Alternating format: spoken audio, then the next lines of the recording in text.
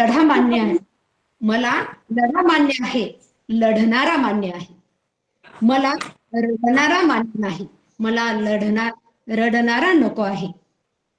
पृथ्वी ही शेषाच्या मस्तकावर तरलेली नसून श्रमिक, शेतकरी, कष्टकरी, स्त्रिया यांच्या तळहातावर तरलेली आहे. म्हणजे नाग जर रडला तर महापूर येतो, नागाचं डोकं जर थोडं हललं तर भूकंप होतो.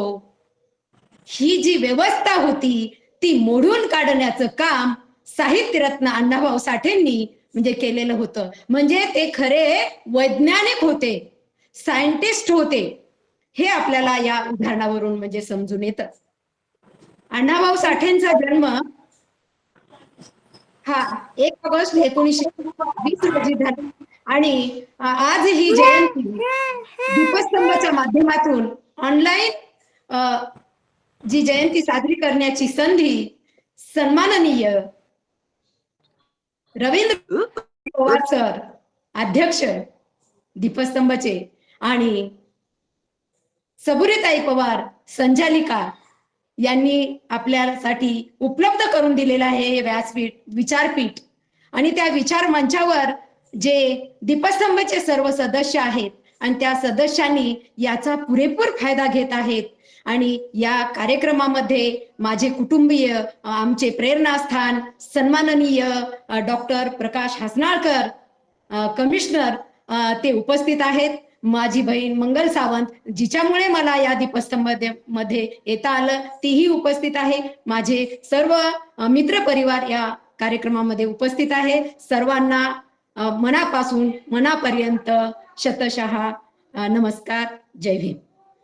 आणि साहित्यरत्न अण्णाभाऊ साठेंचा जो जन्म 1 ऑगस्ट 1920 ते 18 जुलै 1969 हा 49 वर्षाचा जो सहवास लाभला. अण्णाभाऊ साठे म्हणतात, मी कुठल्याही 4 भिंतीच्या शाळेत गेलेलो नाही, 4 बंदिस्त भिंतीच्या शाळेत शिकलेलो नाही, पण मला माझ्या वेदनेने मला लिहायला शिकवलं, बोलायला शिकवलं, आणि मी लिहित गेलो. आणि मी जे लिहिलेलं आहे, मी जे मांडलेलं आहे, ते मी प्रत्यक्ष जाणलेलं आहे, अनुभवलेलं आहे, पाहिलेला आहे. माझ्या साहित्यातला जो नायक आहे, तो नायक मी कुठेतरी भेटलेला आहे त्याला, आणि ते मी त्यात मांडलेलं आहे. म्हणून अण्णाभाऊ साठे काय म्हणतात, मला कल्पनेचे पंख घेऊन भरारी घेता येत नाही.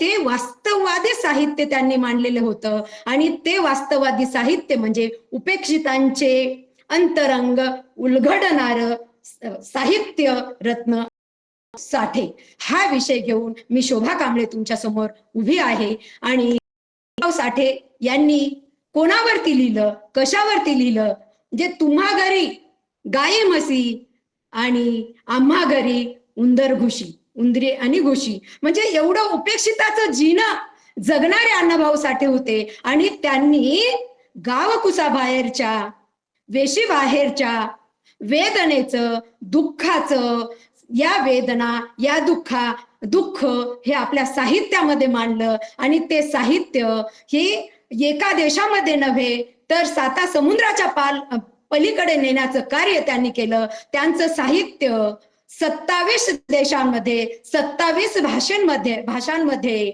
84 प्रकारामध्ये, त्यांनी 35 कादंबऱ्या, कितीतरी पोवाडे, अनेक साहित्य रचना त्यांनी लिहिलेल्या आहेत. आणि त्या साहित्य रचना ह्या वंचितांचं अंतरंग उलगडणारं साहित्य त्यांनी लिहिलेलं होतं. म्हणून अण्णाभाऊंच्या साहित्यातल्या पानावर माणुसकीचा गहिवर आपल्याला दिसून येतो. अण्णाभाऊ साठे म्हणतात, मी कुठल्याही शाळेत गेलेलो नाही, पण बुद्धाने सांगितलेलं होतं अत्त दीप भव.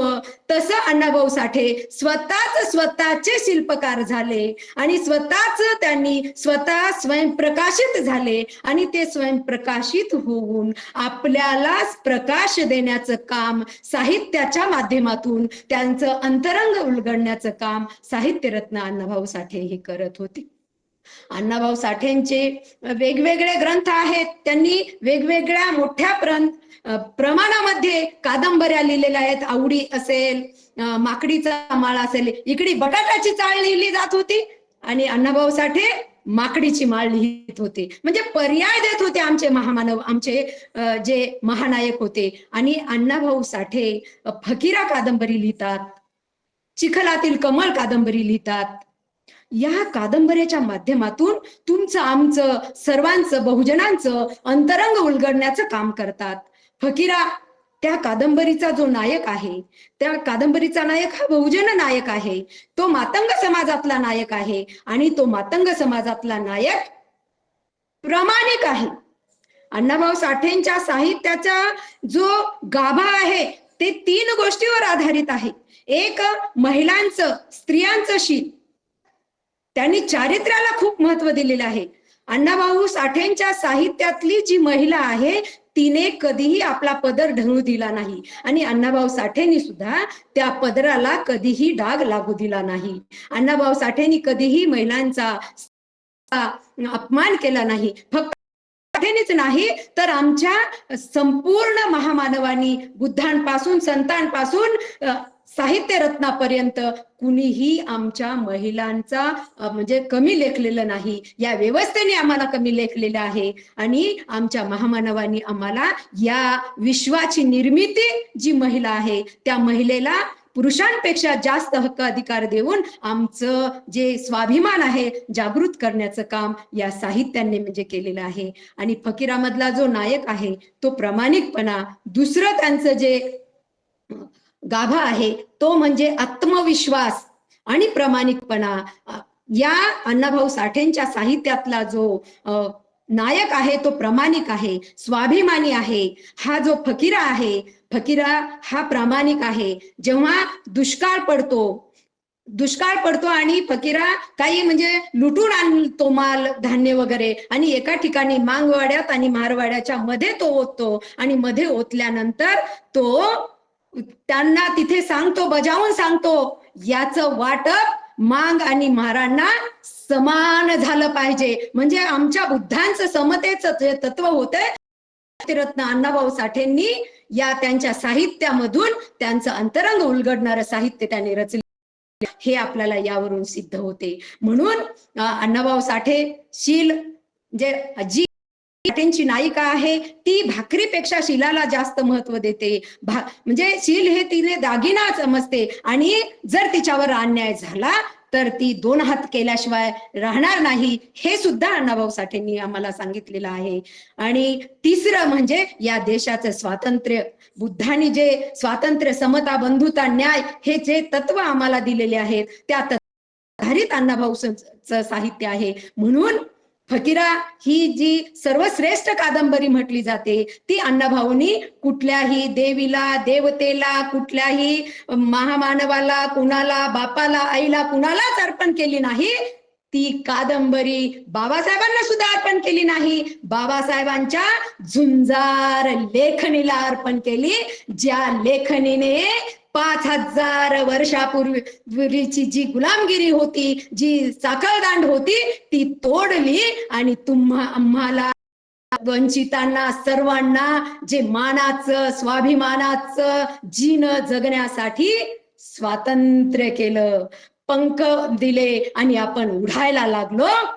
ते अण्णाभाऊ दिलेल्या लेखणीने डॉक्टर बाबासाहेब आंबेडकरांनी जे संविधान लिहिलं त्या संविधानाच्या माध्यमातून आपण जे आज मोठमोठ्या पदावर आहोत, नोकरीवर आहोत, ते आम्हाला म्हणजे अण्णाभाऊ साठेंच्या साहित्यातून मिळालेलं आहे. अण्णाभाऊ साठेंचं साहित्य म्हणजे उपाशी पोटी म्हणजे पोट भरल्यानंतर मनोरंजनाचं साहित्य नाही, तुमचं आमचं अंतरंग उलगडणारं साहित्य आहे. उपाशी पोटी राहून पण प्रामाणिकपणे लढा देणारं म्हणजे हे साहित्य आहे. अण्णाभाऊ साठेंनी त्यांच्या साहित्यामध्ये प्रामाणिकपणा म्हणजे मांडलेला आहे. त्यांच्या साहित्यातला जो नायक आहे तो प्रामाणिक आहे. आणि बघा, मातंग समाज बुद्धांपासून ते महात्मा ज्योतिबा फुलेंना लहुजी वस्तादांनी जे सहकार्य केलेलं होतं आणि त्या सहकार्यामध्ये लहुजी वस्ताद महात्मा फुलेंनी शाळा सुरू केलेल्या होत्या म्हणून आम्हाला शिकायला मिळालं. आणि जेव्हा महात्मा फुलेंनी शाळा सुरू केल्या आणि त्या शाळेत आणण्यासाठी ही व्यवस्था विरोध करत होती, तेव्हा लहुजी वस्तादांनी पोत्यामध्ये बांधून शाळेमध्ये नेत होते आणि शिकण्याचं म्हणजे शिक्षणाचं महत्व ते सांगत होते. आणि दोन्ही हाताला दोन म्हणजे मुलं घेऊन जात होती, एका हातामध्ये माराचं मूल, एका हातामध्ये मांगाचं मूल. म्हणजे तिथे त्यांनी असा भेदभाव केला नाही. मग आज आम्ही एकमेकांचे शत्रू कसे झालो हे आपण म्हणजे कुठेतरी अभ्यासलं पाहिजे, चिंतन केलं पाहिजे, हे अण्णाभाऊ साठेंचं साहित्य आम्हाला सांगतं. त्याच काळामध्ये महात्मा फुलेंच्या शाळेत शिकणारी जी मुक्ता साळवे चिमुकली इयत्ता तिसरी ची मुलगी जी 11 वय वर्षे, ती त्या व्यवस्थेला प्रश्न विचारते. तिने 1855ला एक एक निबंध लिहिला होता आणि त्या निबंधामध्ये ती त्या व्यवस्थेला प्रश्न विचारते, आमचा धर्म कोणता, आमचे धर्मग्रंथ कोणते, जो धर्म आम्हाला वाचता येत नाही, जो धर्म आम्हाला पाहता येत नाही, पाहिले तर म्हणजे डोळे काढले जातात, ऐकले तर शिशे उतले जातात आणि वाचलं तर जीभ छाटली जाते, हा आमचा धर्म कसा असू शकतो, हे प्रश्न ती त्या व्यवस्थेला त्यावेळेस विचारते. ती का विचारू शकते, का, कारण ती महात्मा फुलेंनी सुरू केलेल्या शाळेत शिकलेली होती. तिच्या शिक्षिका सावित्रीबाई फुले होत्या आणि सर्वात महत्वाचं म्हणजे तो अभ्यासक्रम महात्मा फुलेंचा होता, म्हणून तो तर्कनिष्ठित होता, तर्क करणारा होता. म्हणून ती त्या काळामध्ये 1855ला ती ब्राह्मणी व्यवस्था नाकारलेली होती, धर्म नाकारलेला होता. डॉक्टर बाबासाहेब आंबेडकरांनी 14 ऑक्टोबर 1956ला म्हणजे 100 वर्षानंतर तो धर्म नाकारला, पण त्याच्या पूर्वी मुक्ता धर्म नाकारलेला होता. म्हणजे मातंग समाज हा अतिशय प्रामाणिकपणे काम करणारा होता. मग आपण का म्हणजे वेगळं पाहिजे आणि शिक्षणावरती म्हणजे भर दिला पाहिजे, हे यातून मला सांगायचं आहे. आणि दुसरं, अण्णाभाऊ साठेंनी जे काही लिखाण केलेलं आहे, जे काही लिहिलेलं आहे, आम्हाला सांगितलं जातं की अण्णाभाऊ साठे हे डॉक्टर बाबासाहेब आंबेडकरांच्या चळवळीमध्ये म्हणजे आलेले नाहीत, तर असं नाही. 1942ला शेड्यूल कास्ट फेडरेशनचं जे अधिवेशन भरलं नागपूर, त्या चळवळीमध्ये अण्णाभाऊ साठे उपस्थित होते. जे बाबासाहेबांचं 1920 पासून सामाजिक आंदोलन जे सुरू होतं ते अण्णाभाऊ साठे जवळून पाहत होते. आणि अण्णाभाऊ साठेंनी मग 1956ला जेव्हा डॉक्टर बाबासाहेब आंबेडकरांचा निर्वाण झालं आणि त्या निर्वाणानंतर मुंबईमध्ये शोकसभा भरली आणि त्या शोकसभेमध्ये सगळेजण आपले शोक व्यक्त करत होते, पण अण्णाभाऊ साठे लिहित होते. ते लिहित होते तेवढ्यात एक जण म्हणाला, अण्णाभाऊ सगळे इकडे शोक व्यक्त करायचे, तुम्ही काय लिहिताय? तर तेव्हा अण्णाभाऊ सांगतात, मला रडत बसायचं नाही, मला लढायचं आहे, हा संघर्ष हा मला पुढे न्यायचंय. मग बाबासाहेब म्हणजे तिथे मला काय सांगतात, तर जग बदल घालून घाव सांगून गेले मज भीमराव, गुलामगिरीच्या या चिखलात ऋतून बसला का ऐरावत. ऐरावत म्हणजे हत्ती, माझा हा बहुजन समाज हत्तीसारखा आहे, पण या गुलामगिरीच्या चिखलामध्ये तो ऋतून बसलेला आहे आणि मला जर त्याला वर काढायचं असेल तर त्याच्यावरती घाव घालावं लागेल, जग बदलावं लागेल, हे मला माझ्या भीमानी सांगून गेलेले आहे. आम्ही आज ज्या जयंत्या पुण्यतिथ्या साजऱ्या करतो, फक्त एका जातीमध्ये बांधण्याचं काम करतो, त्यांना जातीपुरतं बांधतो. शिवाजी महाराजांची जयंती मराठ्यांनी साजरी करायची, भाऊंची जयंती मांगांनी साजरी करायची, बाबासाहेबांची जयंती महाराणी साजरी करायची, फुलेंची जयंती माळ्यांनी साजरी करायची, गाडगे महाराजांची जयंती परिटांनी साजरी करायची. हे त्यांना एका जातीमध्ये बांधण्याचा प्रयत्न करतो आणि व्यवस्थेला आपण भर घालतो. तर आपल्याला हे न करण्यासाठी आमच्या महामानवांनी जे काही सांगितलेलं आहे हे तत्व आपल्याला अंमलात आणावं लागेल. म्हणून मला चिखलातील कमळ हे या कादंबरीमध्ये एक उदाहरण मला इथे सांगायचं आहे. ते उदाहरण असं होतं की ज्या वेळेस आजही आपला खंडोबा हा आपला कुलदैवत म्हणून आपण म्हणतो आणि या कुलदैवताचे म्हणून आज लग्न होण्याच्या आधी, लग्नाच्या आधी जे जागरण गोंधळ घातलं जातं आणि त्या जागरण गोंधळामध्ये मुरळी आणि वाघ्या तिथे त्यांचा कार्यक्रम करत असतात. असंच एका खेड्यामध्ये वाघ्या मुरळी म्हणजे जातात आणि कार्यक्रम करतात आणि त्या ठिकाणचा जो पाटील असतो त्या पाटलाला ती मुरळी म्हणजे आवडलेली असते. मग त्या पाटलांनी आपल्या नोकराला सांगतात की त्या वाघ्याला सकाळी म्हणजे आपल्या वाड्यावर बोलवायचं. मग त्या नोकरांनी त्याला सांगितलं, या वाघ्याला वाटायला लागलं मला कसं काय बोलवलं असेल बाबा. मग तो गेल्यानंतर त्याचं चहा पाणी झालं, सगळं झालं. मग पाटलांनी त्याच्या पुढे विषय काढला की हे बघ वाघ्या, तुला जे हवं ते मी तुला देतो, पण तू मला मुरळी इथे ठेवून जायचं. वाघ्या म्हणाला, अरे असं कसं होईल, तो माझ्या उदरनिर्वाहाचा प्रश्न आहे, मी नाही देऊ शकत. म्हणजे त्यावेळेस पाटलांनी म्हणलं, तुला जेवढं पाहिजे तेवढं मी देतो. मग नाविलाज असतं त्या वाघ्याला ते ठेवून जावे लागली. आणि ते मग पाटलीन झाला. मग तो तर वाड्यावरती घेऊन जाऊ शकत नव्हता. तिला रानामध्ये एक घर बांधून दिलं. तिला मुलगी झाली. लहानाचे मोठे व्हायला लागले आणि या पाटलाचा आजारी पडला छोटा असताना. मग आजारी त्याने खूप काही दाखवलं, पण तो काही त्याचा आजार बरा होत नव्हता. मग त्यावेळेस म्हणजे या मुरळीने एक नवस बोललेला होता, मी तुला म्हणजे जर मुलगी झाली देवाला अर्पण करेल, मुलगा झाला तरी देवाला अर्पण करेल. मग हे ते विसरून गेले. चांगलं म्हणजे सुरू होतं हे. दोन्हीही पाटलाचा इकडे मुलगा दोन्ही शाळेत जात होते, मोठे उच्च शिक्षित झाले आणि लग्नाला आले ते दोघं पण. आणि ह्या मुरळीची जी मुलगी होती ती खूप सुंदर होती. आणि नंतर या पाटलाचा मुलगा नंतर आजारी पडला आणि असंच खूप वैद्यांना दाखवलं, तो काय त्याचा आजार बरा होत नव्हता. मग हा वाघ्या जो होता, वाघ्याही म्हातारा झालेला होता. वाघ्याला समजलेलं होतं की आता त्या मुरळीला एक मुलगी झालेली आहे. मग तो वाघ्या आणखी म्हणजे आला त्या गावामध्ये. तेव्हा पाटलाला समजलं तो वाघ्या आलेला आहे. मग तो वाघ्याला बोलवला. त्यावेळेस असं असं माझा मुलगा खूप आजारी आहे, याच्यावर मी खूप उपचार केलो, पण काही म्हणजे फरक पडत नाही. तेव्हा तो वाघ्या म्हणाला की पाटील, तुम्ही कोणी नवस बोललेले आहात का? तर तो पाटील म्हणाला की मी तर नाही बाबा. पाटील म्हणाली मी तर नाही. मग त्या दोघांच्या लक्षात आलं की हा मुरळी म्हणजे तिकडे आहे, तिने काय बोलले का. मग ते दोघं गेले. तेव्हा ते गेल्यानंतर त्या मुरळीला विचारले त्यांनी. काय विचारलं की मुरळी, तू काही म्हणजे नवस वगैरे बोल. वय की माय येडी पिसी, मी कसं काय विसरले, मी खरंच बोलले होते, ती म्हणाली. आणि ती आई होती, त्या मुलीविषयी तिचं खूप प्रेम होतं, पण ती तत्वनिष्ठ होती. अण्णाभाऊची जी काही नायिका आहे ती तत्वनिष्ठ होती, शब्दाला पाळणारी होती. मग तिने आपल्या मुलीला आता आपल्यापासून लांब जावं लागणार आहे हे दुःख तिच्या मनात होतं. तिचा नाहू फणी घालत होती, ती घेऊन बसली. त्यावेळेस ती मुलगी त्या आईला म्हणाली, अगं आई, मला आता तू देवाशी लग्न लावणार आहेस म्हणजे कोणाशी लग्न लावणार आहेस, म्हणजे देवाला तू अर्पण करणार आहेस, म्हणजे मी तुझं देवाशी लग्न लावणार आहे. मग तुझं कोणाशी लग्न झालं होतं ग? माझं देवाशी लग्न झालेलं होतं. मग तुझं देवाशी लग्न झालेलं होतं, मग तू देवाची कोण ग? मी देवाची लग्न झालंय म्हणजे मी त्याची बायको. मग देव तुझा नवरा तर तू देवाची कोण ग? मी देवाची बायको आणि देव माझा नवरा. मग तू देवाची बायको ग, मी देवाचा नवरा, म्हणजे देव तुझा नवरा ग. मग मी तुझी कोण ग? तू माझी मुलगी ग. तेव्हा म्हणजे मग ही संस्कृती आहे का आमची?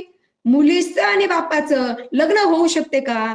हे का विचार करू शकली? कारण ती उच्च शिक्षण घेतलेलं होतं. अण्णाभाऊ साठे शाळेत गेलेले नव्हते, पण त्यांनी जे साहित्य रचलेलं आहे ते आम्हाला आमचं अंतरंग उलगडणारं साहित्य रचलेलं आहे. म्हणून त्यापासून आपण काहीतरी प्रेरणा घेतली पाहिजे. त्यांना एका जातीत न बांधता, एका धर्मात न बांधता, एका विचाराची नाळ, आमचे महामानव विचाराशी म्हणजे जोडलेले होते. त्यांचे आचार एक होते, विचार एक होते आणि ते विचार समाज परिवर्तनाचं काम करणारे होते. साहित्य हे समाज परिवर्तन घडून आणणारं हत्यार असतं आणि हे हत्यार आमच्या हातामध्ये आमच्या महामानवांनी दिलेलं आहे. जर का आम्ही त्यांचे खरे अनुयायी असू, भक्त आणि अनुयायी याच्यामध्ये फरक असतो. भक्त हा टाळ कुटत बसतो, अनुयायी हा आमच्या महामानवांचा राहिलेलं जे अधूर काम आहे ते पुढे नेत असतो. मग आम्ही अनुयायी असू तर आमच्या महामानवांना अभिप्रेत असलेला त्यांचं कोणतं काम अधुरं राहिलेलं आहे, कोणतं काम आपल्याला करायचं आहे, आपला शत्रू कोण, मित्र कोण, याची सुद्धा आपल्याला सांगड करता आली पाहिजे, घालता आली पाहिजे, ओळखता आली पाहिजे. म्हणून आपल्याला आपल्या विचारामध्ये जर बदल करायचा असेल, अण्णाभाऊ साठेंचं जे साहित्य होतं ते मन, मनकट आणि मस्तक सशक्त करणार होतं. ज्याचं मन, मनकट आणि मस्तक सशक्त असतं तो कुणापुढे नतमस्तक हस्तक होत नाही, आणि जो कुणाचा हस्तक होत नाही तो कुणाचा नतमस्तक होत नाही. म्हणून आपण कोणाचे नतमस्तक म्हणजे न होण्यासाठी आमच्या महामानवांना आम्ही समजून घेतलं पाहिजे. त्यांनी जो बॅलन्स म्हणजे बँकेमध्ये ठेवलेला आहे त्या व्याजावरती आम्ही एवढं मोठं म्हणजे का झालेले आहोत. मग आपला बॅलन्स आपल्या पुढच्या पिढीला कुठे आहे, कसा आहे? आज आपण सुपात आहोत, काही आपला समाज जो अनाडी आहे तो जात्यात आहे. आपल्याला जात्यात यायला वेळ लागणार नाही. जर आपल्याला आपल्या मुलांना वाचवायचं असेल तर आपल्याला आपला लढा हा दीपस्तंभाच्या माध्यमातून जो सुरू आहे, डॉक्टर बाबासाहेब आंबेडकर म्हणतात की हा जागृतीचा अग्नी सतत आणि सतत तेवत ठेवला पाहिजे, आणि जो सतत तेवत ठेवण्याचं काम सन्माननीय रवींद्रजी पवार आणि त्यांचं कुटुंब या दीपस्तंभाच्या माध्यमातून एक दीप घेऊन समाजामध्ये आमच्या महापुरुषांचं, महामानवांचं जे अधुरं राहिलेलं जे काम आहे ते थोडं का असेना ते घेऊन जाण्याचं काम आणि तुम्हा आम्हामध्ये जागृती निर्माण करण्याचं काम, हे सतत सतत आणि सतत जागृत करण्याचं काम सन्माननीय रवींद्रजी पवार सरांच्या माध्यमातून होत आहे. म्हणून मी शेवटी असं म्हणू इच्छिते, जर आपले विचारामध्ये बदल झाले तर आचारामध्ये बदल होतात, आचारामध्ये झाले तर स्वतःमध्ये बदल होतात, आणि स्वतःमध्ये बदल झाले तर समाजात होतात, समाजात झाले तर देशात होतात, देशात झाले तर राष्ट्राची प्रगती होते. ती जर आपल्याला प्रगती करायची असेल तर आपल्याला सोच बदलो सितारे बदल जाएंगे, सोच बदलो सितारे बदल जाएंगे, नजर बदलो नजरिया बदल जाएगी, कश्तियां बदलने की जरूरत नहीं, दिशाएं बदलो किनारा मिल जाएगा, किनारा मिल जाएगा. थँक्यू, धन्यवाद. जय भीम, जय भारत, जय महाराष्ट्र. थँक्यू.